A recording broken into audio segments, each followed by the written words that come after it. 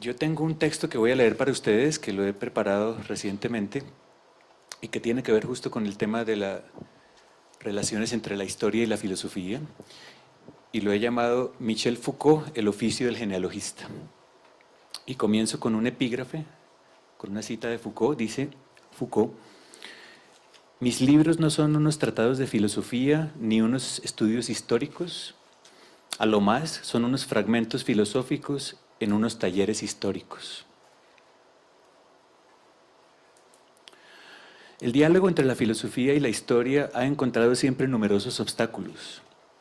Historiadores y filósofos parecen haber entablado un diálogo de sordos, marcado por desconocimientos recíprocos y malentendimiento de sus razones. Los historiadores sospechan que los filósofos practican una historia abstracta, desencarnada, replegada sobre sí misma, centrada vanamente en el juego de las ideas. Malestar que se manifiesta particularmente en las historias de la filosofía que se enseñan en los currículos, en las que las ideas filosóficas se presentan sin la menor preocupación de establecer relaciones con otras manifestaciones de la época, con independencia de sus condiciones de posibilidad, como si los filósofos fuesen inteligencias desencarnadas. Los filósofos, por su parte, insisten en que la historia de la filosofía es filosofía misma y que, por lo tanto, el dato filosófico goza de una especificidad conceptual que solo la filosofía misma puede desentrañar sin ayuda de ninguna de las ciencias empíricas y ciertamente tampoco de la historia. Quizás haya sido Michel Foucault uno de los grandes pensadores del siglo XX que estableció puentes entre la filosofía y la historia. Con modestia solía decir que sus libros eran fragmentos filosóficos en talleres históricos. Y ciertamente los libros de Foucault se desmarcan tanto de la historia internalista de los filósofos como del temor a la teoría y a la conceptualización de los historiadores. Obras como Historia de la locura en la época clásica, El nacimiento de la clínica, Las palabras y las cosas, Vigilar y castigar e Historia de la sexualidad se colocan en un lugar distinto tanto de la idea abstracta de historia generalmente admitida entre los filósofos, todavía atravesada por la huella hegeliana, y la idea de filosofía desencarnada, generalmente entendida entre los historiadores. Foucault desarrolla en estos trabajos una originalidad tal que le ha llevado a gozar de una gran aceptación tanto por el gremio de los historiadores como por el de los filósofos. Sin embargo, y esto es necesario decirlo, tal aceptación no ha sido siempre unánime. Después de la publicación de sus dos primeros libros, Historia de la locura y El nacimiento de la clínica, Foucault esperaba encontrar acogida por parte de la escuela histórica francesa, en la que había depositado la esperanza de que sus ideas serían finalmente recibidas. Pero por desgracia, un sector mayoritario de los historiadores franceses se mostró hostil a sus trabajos. Según su opinión, lo que hace Foucault no es historia sino filosofía, pues se trata de libros marcadamente conceptuales. Y la tarea del historiador no es conceptualizar, sino sumergirse disciplinadamente en los archivos. En el año de 1978, un coloquio celebrado entre Foucault y un grupo de historiadores terminó en colisión total, cuando Jacques Léonard reprochaba a Foucault el desconocer los modos de hacer del historiador. Para poder escribir historia, decía Léonard, cito, hay que haber respirado prolongadamente el polvo de los manuscritos, envejecido en los depósitos de los archivos provinciales, haber disputado a los ratones los tesoros de los graneros de los presbiterios. Fin de cita. Foucault, afirma Léonard, refiriéndose a su libro Vigilar y castigar, es sobre todo un gran escritor que presenta sus exageraciones abstractas con la suficiente fuerza como para sentir la tentación de darle la razón sin tomarse el tiempo de clasificar la realidad de las cosas. Estoy citando a Léonard. Lo verosímil, arreglo literario, puede dominar en última instancia sobre lo verídico. La obra es, en primer lugar, una hermosa construcción intelectual. La rigurosa exactitud de los datos importa menos. Fin de cita. Pero por parte de los filósofos, la originalidad de Foucault tampoco ha sido unánimemente reconocida. Gary Gutting, editor del famoso Cambridge Companion to Foucault, y profesor de filosofía en la Universidad de Notre Dame, ha insistido en que la obra de Foucault debe ser evaluada dentro de los cánones de la historia y no de la filosofía. Pues es allí, en el campo de la historia, donde los libros de Foucault revelan toda su originalidad. La arqueología y la genealogía son verdaderas innovaciones en el ámbito de la historia, mas no en el de la filosofía, dice Gotting. No fue sino hasta después de la muerte de Foucault que los filósofos quisieron convertirlo en uno de los suyos, como lo demuestra el coloquio organizado en París en enero de 1988, que llevaba un demostrativo título, Michel Foucault, filósofo. Y de parte de los historiadores ha sido su amigo Paul Veyne quien con más fuerza ha reivindicado el valor histórico de su obra, particularmente en el ensayo de 1978 titulado Foucault revoluciona la historia. Allí constataba con entusiasmo que, cito, Foucault es el historiador completo, el final de la historia. Nadie pone en duda que ese filósofo es uno de los mayores historiadores de nuestra época, pero también podría ser el autor de la revolución científica que perseguían todos los historiadores. Fin de cita. Todavía en el año 2008 escribía Veyne lo siguiente, cito nuevamente, cuando éramos estudiantes, a principios de la década de 1950, leíamos con pasión a Marc Bloch, a Lucien Febvre, a Marcel Mauss, y escuchábamos lo que decía Jacques Le Goff, apenas unos años mayor que nosotros. Soñábamos con escribir algún día la historia tal y como la escribían ellos. Hoy sueño con jóvenes historiadores que sueñen con escribir como Foucault. Fin de cita. Quizás no sea necesario compartir el entusiasmo de Veyne para mostrar no solo el gran impacto que la obra de Foucault ha provocado tanto en historiadores como en filósofos, sino para reflexionar sobre la especificidad de sus aportes para unos y para otros. Este es precisamente el objetivo de este trabajo. A continuación quisiera mostrar que este aporte es sobre todo de carácter metodológico y lleva un nombre concreto, la genealogía. No es este el lugar para reflexionar sobre el modo en que Foucault toma este concepto de Nietzsche, y tampoco para mostrar el desarrollo que el concepto experimenta en la obra misma de Foucault y sus relaciones con otras propuestas suyas de orden metodológico, como la arqueología, por ejemplo. Me limitaré a esbozar un panorama general que busca presentar qué es la genealogía en tanto método de análisis histórico-filosófico que se coloca justo en el intersticio de las dos disciplinas. ¿Qué es la genealogía? Me gustaría definirla como un programa histórico-filosófico con intenciones críticas, es decir, como una forma particular de escribir la historia que viene animada por un interés emancipatorio. Desarrollaré esta interpretación en 3 momentos. Primero, mostraré que la genealogía es una historia de la verdad. Luego analizaré su modus operandi como una historia de las prácticas y por último reflexionaré sobre la genealogía como una historia crítica del presente. La genealogía es primero que todo una historia de la verdad. Pero ¿puede acaso la verdad tener historia? ¿No afectaría esto la comprensión misma de lo que entendemos por verdad? A saber, un conjunto de proposiciones que no cambian con el tiempo. En la lección sobre Nietzsche, dictada en abril de 1971 en la Universidad de McGill, Foucault se propone como tarea realizar no tanto una historia de las ciencias, sino una historia del modo en que las ciencias elevan pretensiones de verdad que cambian con el tiempo. Y a esa tarea propiamente nietzscheana de pensar la historia de la verdad sin apoyarse en la verdad, Foucault la llama genealogía de la voluntad de saber. Programa que será esbozado en la conferencia inaugural en el Collège de France titulada El orden del discurso, también en 1971. Allí declaraba Foucault que en toda sociedad se produce una lucha por el control de la verdad, es decir, una pugna por instaurar una serie de discursos tenidos por verdaderos, cuya función sería conjurar el peligro que representa otra serie de discursos reputados como falsos. La verdad entonces se apoya en algo que no es verdad, en algo que simplemente es lo otro de sí misma, el poder. En la conferencia del Collège de France, Foucault dice que la producción de la verdad está regulada por toda una serie de procedimientos institucionales como la escuela, el sistema de libros, las bibliotecas, las sociedades científicas, las disciplinas, que son decisivos a la hora de establecer qué discursos pasan por verdaderos en algún momento de la historia.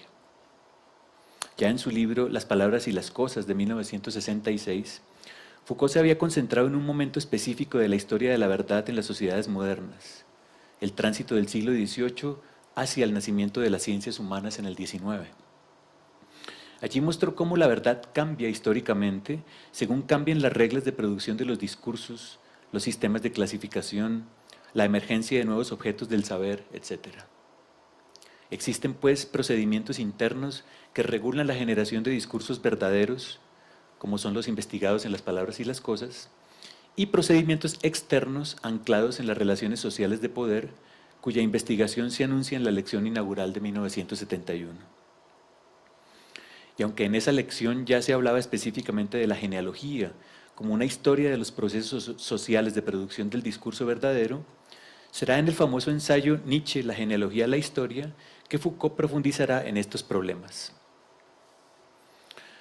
Allí se muestra que no poseemos una verdad adecuada a las cosas, pues éstas solo nos son accesibles a través de lo que en cada época hemos tenido por verdadero. No es posible entonces separar la cosa en sí del discurso en el que ésta se inserta en un momento dado. La genealogía entonces no se ocupa de interrogar los discursos a partir de su verdad, sino todo lo contrario, se ocupa de interrogar la verdad a partir de la historicidad de los discursos. La genealogía no se pregunta por el origen de los actos humanos, por el fundamento de sus discursos, pues considera que no existe ninguna constante transhistórica. No hay un sentido oculto de la historia que se revele progresivamente, ni hay una conciencia que pueda captar, libre de toda ideología, el devenir de ese despliegue, pues la historicidad radical es aquello que caracteriza la existencia misma del hombre. Las verdades de ayer son falsedades de hoy. Los amigos de hoy son enemigos de ayer. Constantemente se deshacen las fronteras, se modifican los límites, se transforman los frentes. La genealogía no conoce más que la historicidad misma de todas las cosas. De ahí que su imperativo metodológico, lo que podríamos llamar el imperativo genealógico, no es otro que el siguiente: historizad siempre todo. No hay nada que se sustraiga al devenir de la historia, incluyendo desde luego a la genealogía misma. El genealogista escribe la historia desde una localización específica que no puede trascender. Se ubica en un aquí y una ahora, y debe ser capaz de asumir ese perspectivismo, de asumir su propia parcialidad valorativa. La historia que narra el genealogista se ancla en la situacionalidad en la que vive. También él se halla inscrito en una batalla por la verdad, por definir qué discursos son verdaderos en un momento histórico específico. También él se ve atravesado por la voluntad de saber que busca precisamente historiar la genealogía. Desde el campo de la filosofía se suele argumentar que la posición de Foucault es relativista. Si toda verdad es dependiente de las modificaciones históricas de las relaciones de poder, si se halla indisolublemente atada a las circunstancias históricas en las que es producida, entonces la historia misma sería un proceso irracional y carecería de sentido. Si no hay verdad, entonces estaríamos abriendo la puerta al nihilismo. Frente a esto, es necesario anotar dos cosas. Primero, Foucault no está diciendo que no hay verdad y que la historia carece de sentido. Todo lo contrario, la historia está plagada de sentidos y de verdades, pero todas ellas son históricas. ¿Cuál de esos múltiples sentidos se convierte en verdad y a través de qué procedimientos históricos? Es justo lo que busca narrar la genealogía. Pretender que existe un sentido de la historia que está más allá de la historia, que no posee ningún condicionamiento espaciotemporal, es un discurso marcado por una muy peculiar voluntad de verdad, la metafísica. Pero también la metafísica tiene una historia sucia, dice Foucault en Nietzsche, la genealogía de la historia, una historia sucia marcada por las rapiñas, las violencias, las exclusiones y las vanidades del poder. Una suciedad que el discurso metafísico pretende borrar en nombre del despliegue histórico de una verdad que en sí misma no es histórica. En esto radica precisamente su poder. La segunda anotación tiene que ver con el perspectivismo de la genealogía. Entiendo perspectiva como un conjunto de discursos y proposiciones valorativas en las cuales se haya inscrito el sujeto que enuncia y que valora, pues forma parte de su ser en el mundo, de su campo de experiencia. Por tanto, una perspectiva no establece nunca lo que es falso o verdadero, sino simplemente pone de manifiesto qué valores o discursos pueden valer como falsos o verdaderos. O para decirlo de otro modo, una posición que se asume perspectivista, como la de la genealogía, no se ocupa de los sistemas de proposiciones en tanto que verdaderos, sino en tanto que juegos de verdad. Es decir, se ocupa no tanto de la verdad, sino de la veridicción, de las condiciones a partir de las cuales una proposición vale como verdadera al interior de un juego de verdad específico. Digo entonces que la posición de Foucault no es tanto relativista, sino perspectivista, pues mientras que hablar de relativismo supone ya de entrada la existencia de una verdad irreductible a sus múltiples juegos históricos, hablar de perspectivismo no lo hace. Sintetizando entonces el primer punto, la genealogía es una historia de la verdad en el sentido de que investiga lo que es verdad en los distintos tiempos. Tal como lo dice Bain, para Foucault, el pasado antiguo y reciente de la humanidad no es más que un vasto cementerio de grandes verdades muertas. Pues la verdad no es otra cosa que el decir verdad, el modo en que a partir de una serie de reglas y técnicas, un discurso puede valer como verdadero en una época histórica específica. Hablamos y actuamos desde el interior de discursos, que son como peceras en las cuales nadamos, que varían a través de los tiempos, pero que en cada época algunos de ellos son admitidos como verdaderos. Y la genealogía traza la historia de esas condiciones de admisibilidad. Segundo punto.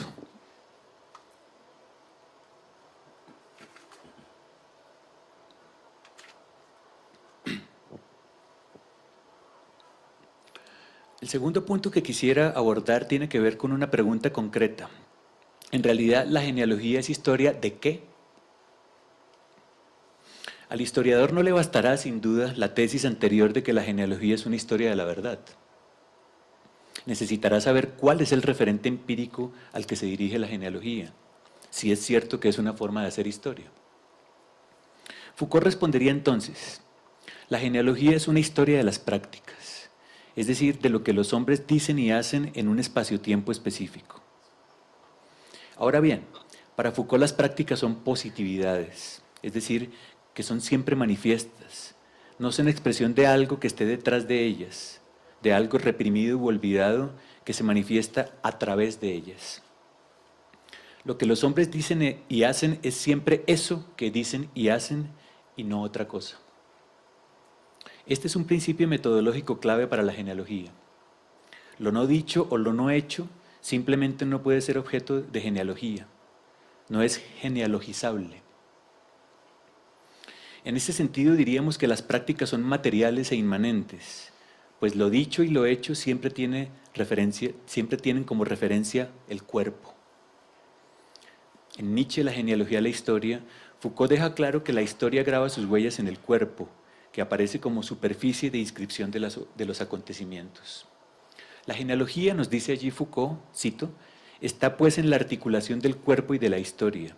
Debe mostrar el cuerpo totalmente impregnado de historia. Este programa es ejemplarmente realizado por Foucault en su libro Vigilar y Castigar, donde traza la historia de las prácticas a través de las cuales son producidos unos cuerpos disciplinados, productivos, trabajadores, sanos, funcionales en suma a las dinámicas del capitalismo industrial en expansión durante el siglo XIX. ¿Qué prácticas son las que mira Foucault en este libro? Prácticas de tortura, de encierro, de confesión, prácticas pedagógicas, prácticas de encauzamiento de la conducta, prácticas laborales, de rendimiento económico. Todas estas prácticas encuentran en el cuerpo su superficie de inscripción. Es importante señalar que para la genealogía, todas estas prácticas son estrictamente rastreables a partir de archivos. El genealogista trabaja con documentos al igual que el historiador, y en ellos busca el registro de lo que se hacía o decía en un momento dado de la historia. Reglamentos de escuelas y de fábricas, manuales de higiene, cartillas de educación cívica, textos escolares, expedientes judiciales y hospitalarios, actas policiales, material fotográfico y audiovisual, etc. Este es el archivo que nos da acceso a la materialidad de las prácticas. Y a partir de ahí viene un segundo momento, llamémoslo hermenéutico o interpretativo, en el que el genealogista intenta desentrañar el modo de articulación de las prácticas y su funcionamiento. Desde el punto de vista metodológico, es preciso señalar que la genealogía es un ejercicio nominalista, en el sentido de que no busca derivar las prácticas de ningún tipo de universal.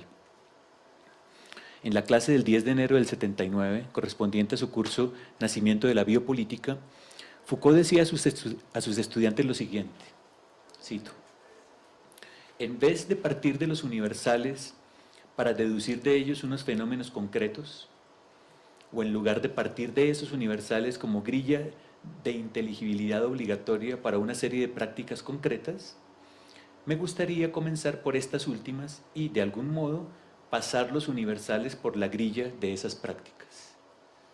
Fin de cita. Esto significa que el análisis genealógico no comienza con universales tales como la locura, la sexualidad, el sujeto, el Estado, sino con una serie de prácticas a partir de las cuales se van a formar esos universales. La locura, por ejemplo, no es un fenómeno que preexiste históricamente a prácticas como el internamiento o el examen psiquiátrico. No existían locos antes de esto. Lo que analiza Foucault es el modo en que la experiencia de la locura es efecto de unas prácticas históricas concretas y no un fenómeno transhistórico que existía desde la antigüedad, pero que apenas fue entendido por la ciencia moderna. Igual ocurre con la sexualidad. Según Foucault, no hay sexualidad antes de la emergencia de un conjunto de prácticas como la confesión, la medicalización de la familia, la clasificación de desviaciones mentales, el gobierno de la vida de las poblaciones, todas ellas aparecidas entre los siglos XVIII y XIX en Europa. La historia de la sexualidad que escribe Foucault no es entonces la historia de un mismo fenómeno, la sexualidad, que habría tenido diferentes comprensiones históricas, sino la historia del modo en que emerge ese fenómeno en el siglo XVIII. Los griegos no tenían sexualidad, sino afrodisías, y los cristianos tampoco conocían la sexualidad, sino la carne. La sexualidad es una experiencia enteramente moderna. Tenemos entonces que si los universales deben ser pasados por el colador de las prácticas y no lo contrario, el modus operandi de la genealogía se hace claro.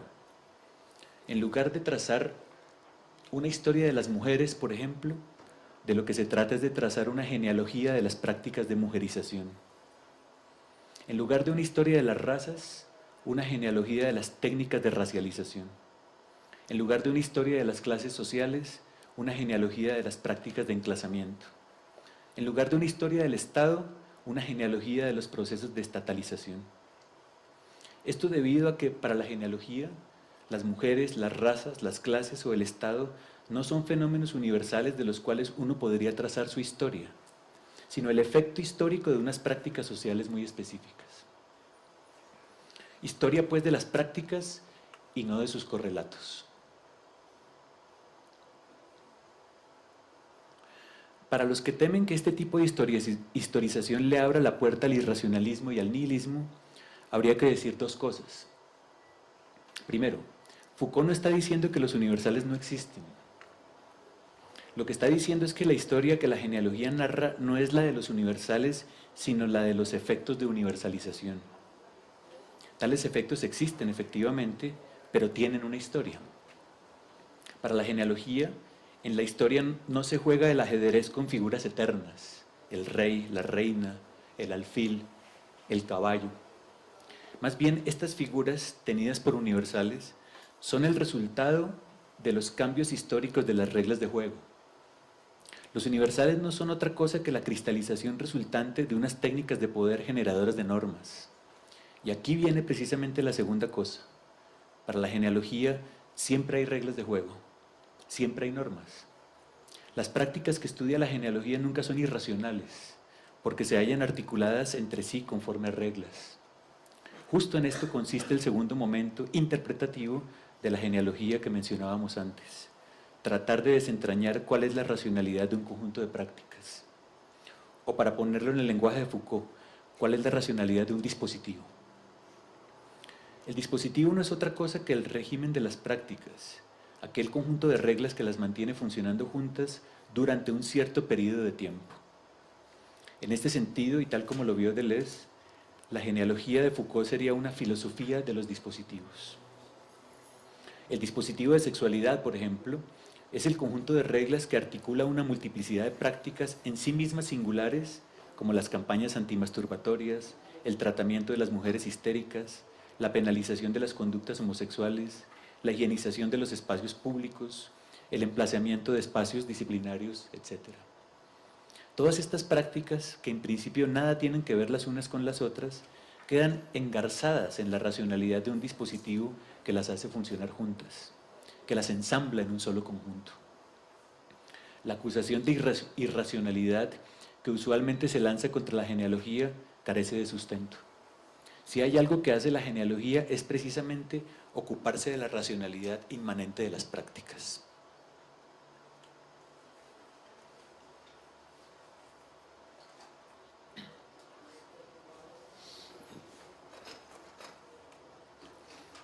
Pasemos al último punto y consideremos en qué sentido la genealogía es una historia crítica del presente. ¿Acaso la historia por definición no es algo que se refiere al pasado? Conforme a lo ya dicho en los dos puntos anteriores, pareciera claro que, a diferencia de la metafísica o de la antropología filosófica, la genealogía no se ocupa de constantes transhistóricas que sean constitutivas de la naturaleza humana. El hombre es un ser radicalmente histórico. Como lo diría Ortega, el hombre no tiene naturaleza, sino que tiene historia. Todos aquellos universales que creemos son esenciales a nuestro modo de ser presente, la clase, la raza, el género, las identidades sexuales, culturales, etc., tienen una historia. Su existencia no es necesaria, no está anclada en la naturaleza de nada. Aparecieron en algún momento de la historia como efecto de configuraciones específicas de poder y se modifican e incluso desaparecen cuando esas configuraciones van cambiando con el tiempo. No hay nada que sea tan estable como para definirnos esencialmente, pues las cosas humanas, tal es la constatación de la genealogía, carecen de fundamento. Algunas de esas variables pueden ser de larga duración, pueden tener una temporalidad que rebasa con mucho la duración de una vida individual, pero en todo caso son pasajeras, son históricas. Cuando en su texto ¿Qué es la ilustración? Foucault pregunta ¿quiénes somos nosotros hoy en esta actualidad que nos ha tocado vivir? La respuesta solo puede ser genealógica. Estamos hechos de un conjunto de líneas, de fuerzas, de verdades, de técnicas de gobierno que han emergido en el pasado y que nos atraviesan en el presente. No somos una sola cosa, somos legión. Y la genealogía narra precisamente la historia de todos esos materiales dispersos que nos componen. La genealogía opera en este sentido como una historia del presente. Al trazar una cartografía de las prácticas que emergieron en el pasado, el genealogista no se comporta como un historiador de formación, pues no le interesa el pasado en tanto que tal, le interesa entender por qué nos comportamos como lo hacemos en el presente. ¿Por qué hacemos lo que hacemos y decimos lo que decimos hoy? Si Foucault remite su genealogía del dispositivo de sexualidad hasta la antigüedad griega y romana, remontándose 2500 años en el pasado, no lo hace con la misma mirada que lo haría un helenista o un latinista de profesión. No le interesa tampoco entender si los griegos vivían satisfactoriamente su sexualidad, si se trataba de una sociedad tolerante y permisiva, si la heterosexualidad y la homosexualidad eran vistas como prácticas igualmente aceptadas. Lo que le interesa, por el contrario, es remitirse a una época histórica en la que ninguna de estas cosas que forman parte de nuestro paisaje contemporáneo existían todavía. No existía la homosexualidad, ni la tolerancia, ni la heterosexualidad entre los griegos. Lo que hace la genealogía es resaltar la historicidad y la contingencia de todo aquello que consideramos hoy como parte esencial de nuestra experiencia, contrastándola con un mundo histórico en que esa experiencia no existía todavía. Lo que somos hoy es un producto de la historia, un resultado de prácticas históricas y no algo que existe de manera natural. La genealogía opera como una historia del presente en la medida en que contrapone la continuidad de nuestra experiencia contemporánea a la discontinuidad de un tiempo en el que la experiencia era otra completamente distinta. El objetivo es que comencemos a tomar distancia de nosotros mismos, tomar distancia de la naturalidad con la que vivimos nuestra propia experiencia. Es en este sentido que nos referimos a la genealogía como una historia crítica del presente. Crítica en el sentido de que permite una desfamiliarización con aquello que somos, una puesta entre paréntesis de aquello que tenemos por natural. La genealogía es un ejercicio de desnaturalización de aquello que somos en el presente. Es una crítica de los valores que nos constituyen, en la medida en que, como diría Nietzsche, se pregunta por el valor de esos valores. No obstante, una vez más desde el campo de la filosofía han sido muchas las voces que le niegan a la genealogía cualquier capacidad crítica. El argumento que normalmente se esgrime es el siguiente: una teoría, para ser crítica, debe poder ser capaz de mostrar cuáles son los criterios normativos a partir de los cuales se realiza la crítica. Es decir, una crítica en sentido estricto tendrá que ser crítica normativa o no lo será en absoluto. No es posible realizar una crítica en sentido filosófico si antes no se ponen sobre la mesa los criterios normativos a partir de los cuales se cuestionan las normas morales o las instituciones políticas. Y la genealogía, se argumenta, no es capaz de hacer estas cosas. No basta con determinar cuáles son las condiciones históricas de emergencia de un valor, de una institución, de una práctica cualquiera, para establecer críticamente su legitimidad. Por eso, la genealogía es incapaz de decirnos cuáles son los criterios morales que nos permiten oponernos a un poder, rechazar un valor, establecer un juicio frente a determinada práctica política, etc. Y sin esta claridad normativa, la genealogía deviene un simple acto performativo, decisionista, retórico, antiilustrado, que no puede ofrecer alternativas posibles a lo ya dado. Responder estas objeciones sobrepasa el tiempo disponible y la temática misma abordada en este trabajo. Baste decir un par de cosas. Lo primero es que al final de su vida, Foucault mismo estableció una conexión directa entre sus propios trabajos genealógicos y la tradición crítica de la Aufklärung. En textos como ¿Qué es la crítica?, de 1978, y ¿Qué es la ilustración?, de 1983, Foucault establece que con Kant se da inicio a dos maneras distintas de entender la crítica. Una, que estudia las condiciones de posibilidad del conocimiento y de los juicios morales, y que Foucault llama la analítica de la verdad.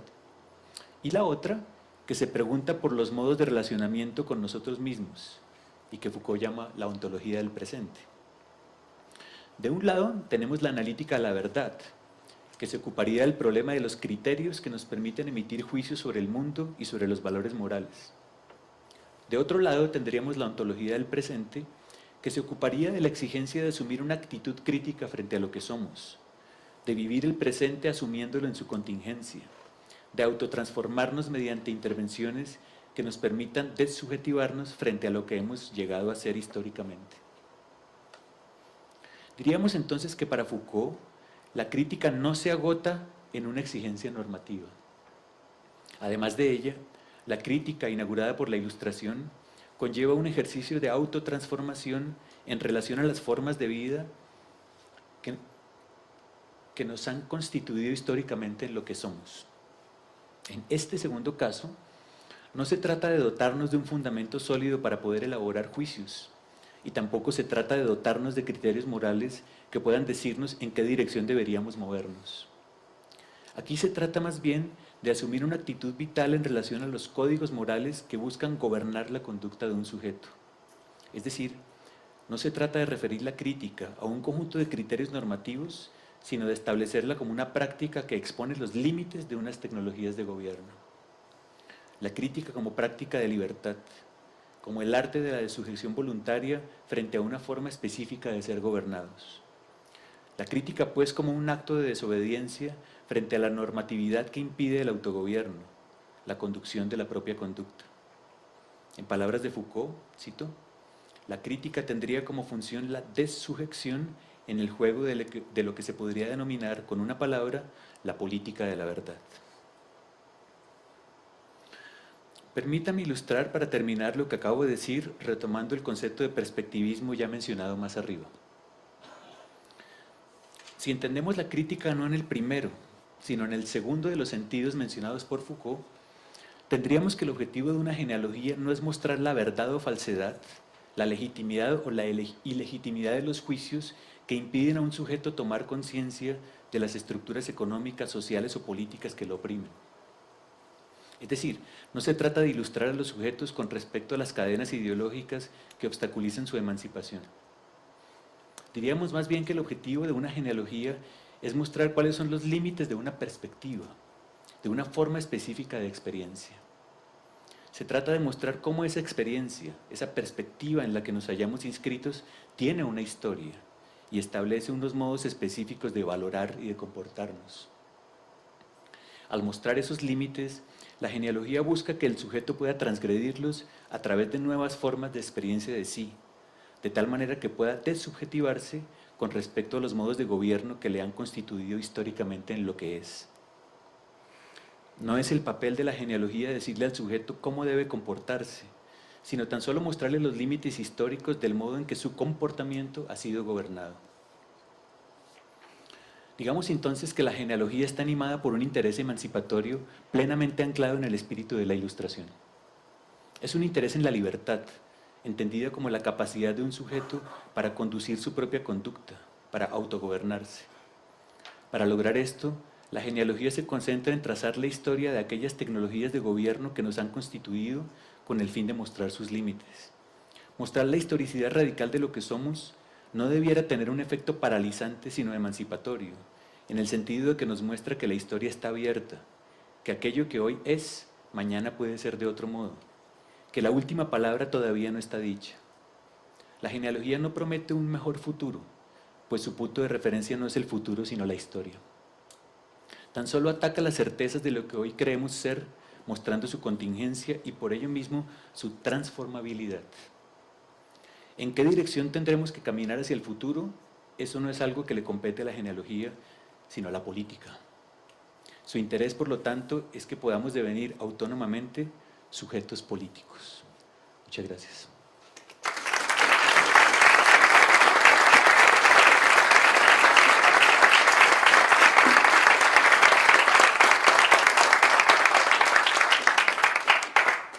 Muchísimas gracias, profesor.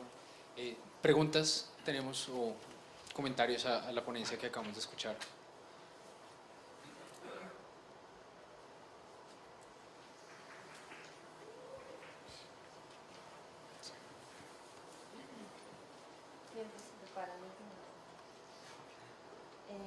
Bueno, Santiago, muchas gracias por tu presentación, escrita a mano además, Dios mío, qué impresión, muy clara y muy interesante también. Yo tengo una pregunta que tiene como dos aristas. La primera parte de la pregunta es, pues tiene que ver con la parte final de tu presentación, con la noción de emancipación que está en juego allí. Me gustaría que pudieras ahondar un poco más en qué sentido ves esa noción de emancipación vinculada aún con la Aufklärung, pues con la tradición ilustrada, sobre todo teniendo en cuenta la manera en que se podría repensar la libertad tras la empresa genealógica misma, ¿no? Porque obviamente la empresa genealógica supone el cuestionamiento de un sujeto soberano que pueda autoproducirse con plena soberanía o autodeterminarse. Entonces ahí también está en juego una cierta crítica de la noción de autonomía, como se entendía desde la Aufklärung. Y la otra parte de la pregunta es cómo se conecta esa dimensión que entiendo más ética, emancipatoria en un sentido ético de transformación de sí, con la apuesta política, digamos, es como algo que dejas insinuado, pero me gustaría ver mejor cómo ves como las prolongaciones políticas de esa apuesta ética. Preguntas de seminario, ¿no? Bueno, gracias. Bueno, la primera pregunta tiene que ver directamente con un proyecto en el que estoy en este momento involucrado, que es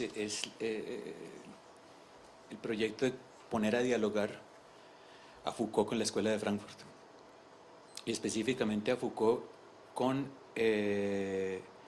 Horkheimer, sobre todo con el primer Horkheimer, que es el Horkheimer que genera este concepto de teoría crítica de la sociedad. El Horkheimer de los años 31 al 36 más o menos, es en esos textos primeros, tempranos de la escuela, que se va generando esta idea de teoría crítica emparentada con, digamos, con el espíritu de la Ilustración, de la Aufklärung, ¿no? Y que tiene que ver con esta idea de que la crítica tiene un sentido emancipatorio, en el sentido de que lo que busca la crítica es que la sociedad pueda deshacerse o por lo menos desprenderse de una serie de mecanismos de poder que impiden la libertad, que impiden las prácticas de libertad. Digamos, esta es una idea muy clara en Horkheimer, en el primer Horkheimer, y lo que yo estoy tratando de hacer ahora es tratar de poner a dialogar el último Foucault, o sea, el Foucault a partir del 78, que es el que entronca su proyecto en la tradición crítica de Kant, cosa que no había hecho o no estaba antes tan claro del 78, pero habría que ver si, aunque no estaba claro si estaba, este último Foucault con esa tradición de la teoría crítica. Entonces, por eso que estoy ensayando aquí esto de la idea de la crítica como actitud emancipatoria, ¿no? Yo sé muy bien que esto de emancipación no gusta mucho digamos, en ciertos círculos ortodoxos Foucaultianos, ¿no? Que uno habla de emancipación porque eso trae como ciertas remembranzas, ciertos recuerdos marxistas, ¿no? Pero digamos estoy tratando de ver cómo voy avanzando en esto, ¿no? Tengo algunas ideas, pero digamos tendría que ponerme a explicitar esto mucho más y ahora creo que no lo vamos a poder hacer. Eso en cuanto a la primera pregunta. En cuanto a la segunda, la cuestión de la estética de la existencia, ¿no? En realidad hablé del último Foucault, de la cuestión de la autotransformación, del cuidado de sí, de la relación de sí consigo. Bueno, yo creo que esto normalmente se suele entender, o por lo menos algunos críticos de Foucault suelen entender este último Foucault como un Foucault individualista, de pronto ligado o resonando por lo menos con cierta idea liberal de la libertad, ¿no? Ahora bien, yo creo que no, yo creo que el problema de esto de la relación de sí consigo, de la estética de la existencia, tiene que ver a mi juicio con la producción de una posición de sujeto.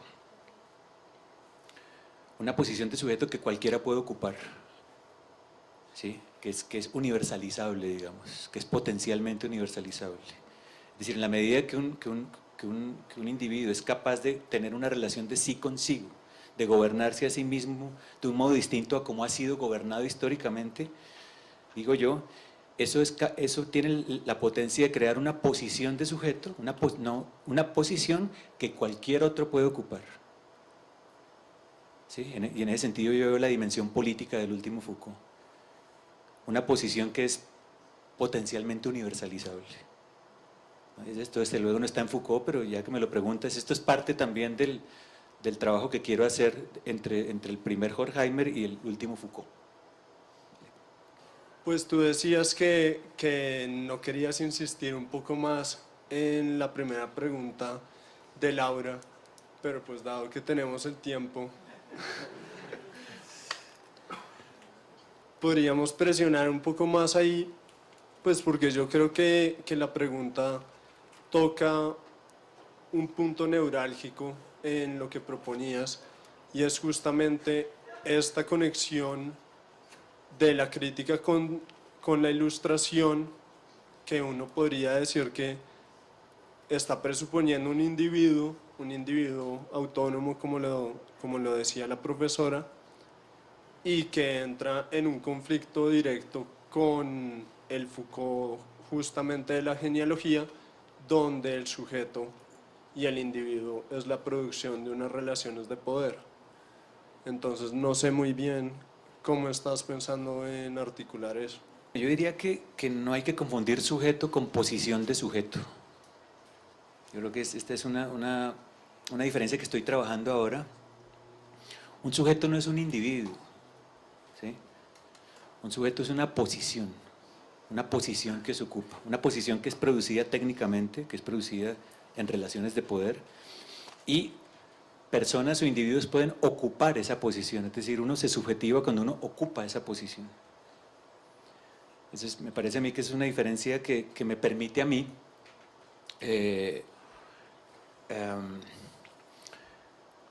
ligar, desmarcarme de un lado, como lo hizo Foucault, del concepto de sujeto soberano, pero al mismo tiempo entroncar el proyecto político de Foucault con la tradición ilustrada. ¿Sí? Es decir, el hecho de que uno no mantenga, de que uno vote, digamos, el sujeto soberano, no quiere decir que uno vota el proyecto político de la ilustración. Ese es el punto mío. Yo creo que uno puede desembarazarse del sujeto soberano y al mismo tiempo entroncar en un proyecto emancipatorio anclado en el espíritu de la ilustración. Es más o menos la idea que estoy manejando, ¿no? Que normalmente se piensa que cuando tú haces lo uno, inmediatamente votas lo otro, ¿no? Que cuando votas el sujeto soberano, inmediatamente votas el proyecto de la Aufklärung. Y yo diría que no, yo diría que habría que hacer una lectura fuerte, profunda ahí para poder desligar las dos cosas, para poder desligar el sujeto soberano, que uno yo estoy de acuerdo con Foucault en eso, de desembarazarse del sujeto soberano, pero al mismo tiempo mantener un vínculo emancipatorio con el proyecto de la ilustración. Igualdad, libertad, fraternidad, digo, con este tipo de valoraciones históricas, que no son trascendentales, son históricas, que nacen en la modernidad, ¿no? Con la modernidad. Pero bueno, como te digo, eso hay que, esa lectura estoy en proceso de hacerla, ¿no? Por eso no me quiero explanar mucho en esto, ¿no? Pero digamos, esa es la dirección que quiero compartir con ustedes de lo que estoy investigando. Ese es como el horizonte que me gustaría seguir en mi lectura de Foucault. Me gustaría hacer a propósito un comentario. En ese sentido, utilizar la genealogía de pronto como una suerte de herramienta que nos permita evaluar esos límites de la Aufklärung y evaluar esos límites en las que este proyecto puede ser comprendido como una apuesta bien por la reafirmación o por una crítica sobre el sujeto presente que se es y una búsqueda precisamente por el cuidado de sí en la medida en que nos permite entonces conformarnos de una manera diferente a la que estamos determinados por unas ciertas técnicas de poder y unos ciertos dispositivos. Más o menos esa es la línea, usar la genealogía como esa herramienta que nos permite marcar los límites de la Aufklärung y rescatar eso que queda en los términos precisamente de la genealogía. ¿Sí? Sí, digamos, la crítica siempre tuvo como tarea señalar los límites desde Kant, ¿sí? La tarea de Kant fue señalar los límites del conocimiento, los límites de lo que se puede conocer, pero para no transgredirlos, ¿no? Porque si se transgreden, entonces la razón cae en una serie de aporías, una serie de cosas que no puede resolver. Pero en el caso de la genealogía, la tarea crítica es también señalar los límites, en la tradición crítica, pero para transgredirlos, ¿sí? Es los límites de lo que hemos llegado a ser, señalar esos límites, pero para ir más allá de ellos, y ahí está también la dimensión política del asunto, ¿no? De que la tarea es señalar esos límites, pero no para no transgredirlos como en la primera tradición crítica de Kant que señala Foucault, sino como en la segunda. Se señalan los límites, pero para ir más allá de ellos, para generar nuevas formas de vida.